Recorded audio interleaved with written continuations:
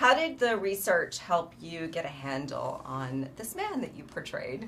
Well, there wasn't much for Larry Snyder. You know, like there, a couple photographs, an appearance by him on, I believe it was, This Is Your Life, when Jesse Owens was, he came out, and but the biggest gift was, besides the script itself and them living the actual events, was a line that Jesse had about him in his autobiography about Larry being an accidental non-racist. Like I that made, for whatever reason, that made sense to me. Maybe not fully in a sense that I can articulate completely or well, but I was like, okay, yeah. It's like because it's nice, because when you play this, when your opposition in the film is either one's own personal baggage or the absolute personification of human personification of evil, that being Hitler, you know what side of history you want to be on because it's already happened. But that idea of accidental non-racist puts it very much in the present for me, that I was like, okay, so he's not, and it's said numerous times by Larry, I don't care about any of that, I don't care about any of that. But him saying that is like, does he or does he not? But to have the guy that started out as his athlete, then became his good friend, to declare this about him, I was kind of like, oh, that makes more sense to me. That it didn't, as it still is now in many ways, racism is it just underneath the surface, and they're more overt.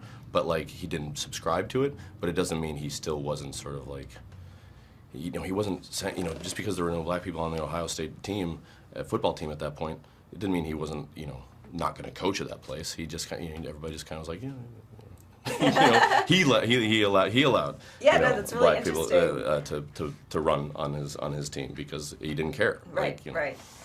Talk about working with Stefan. How did you guys just collaborate with your relationship? Yeah, I mean, from my side of things, it didn't feel too dissimilar from the journey that the two characters we portray were going through. Even though I'm a little bit older, a lot older. Come on, Jason, own it. No, even though I'm older, me having done a certain amount of work, he knew who I was. I didn't know who he was. So, and yet we're both, like little fledgling ducklings in this world of this story. Like for me, I hadn't done a period piece, a drama, set set in the storm of all of the fervor going on around this film, within the film, I should say, and and nor had he. So we're not too dissimilar. We're like being put on this little boat and shoved into this giant, vast waters, known as the story of Jesse Owens. And numerous times, I can think of 2 or 3 specifically, where we kind of looked at each other and go, how did this happen? And a lot of that has to do with the fact that it was independently financed, and internationally financed is the God honest truth. Because if this would have maybe possibly gone through the studio system, Jennifer Lawrence might have played Larry Steiner, for heaven's sakes, and she probably would have been great, looked awesome in a fedora, etc. But like so it was that same way. It was that same way through off camera, on camera. I knew the absolute difference between and could feel the difference when it was Larry talking to Jesse. I knew the difference. I probably blurred the lines a little bit more, and then when I was talking and hanging out with Stefan playing pinball in Berlin, so it was good, and I hope he feels the same way. Was it an intimidating thing to take on this role for you? No, not intimidating. Not out of disrespect towards the story of the show, but I wouldn't have said yes to it if it felt intimidating. The thing that would have felt intimidating is if I had to pretend to portray this person versus just portray this person. I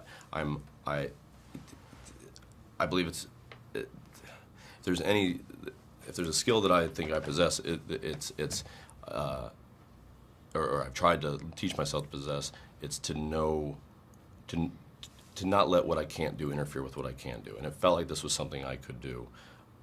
At this point in my life, I am not, Daniel Day-Lewis or Gary Oldman, or even from like my own family, Bill Hader or Kristen Wiig or Fred Armisen. Like those guys having a tremendous ability to change, and be different people, and I'm like in awe of it. And getting to work with people like that so closely for so many years, like it's almost like I was like, I'm not even gonna try, because like they should do it, you know. So I have to find parts of me within a character, and there was plenty of that within Larry. Great. One last question. Yeah. What do you believe that people can learn from Jesse Owens today? Right. And yeah. what he did. That I think if you work hard and passionately on the thing that makes you happy, that you happen to have maybe a skill set for, if you put yourself in the position of doing that every single time you get the opportunity to do it, you could potentially change the world. And that world could be the world at large, or it could be even the world within your neighborhood, or even your home, or even your relationship with others or yourself. I do believe that. In the movie National Treasure, the good guys in the movie use Google and the bad guys use Yahoo. For this and more movie facts, click on more videos.